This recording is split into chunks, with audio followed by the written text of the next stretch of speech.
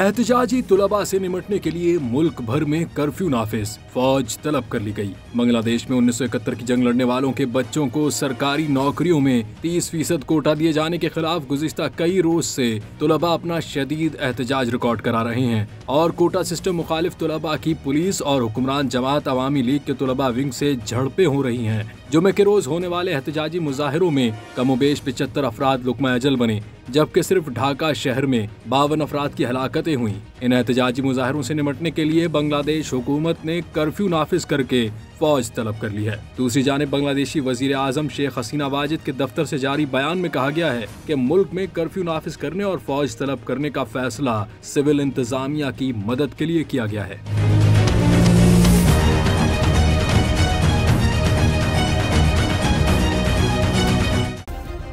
Subscribe करें और bell दबाएं ताकि कोई खबर रह न जाए।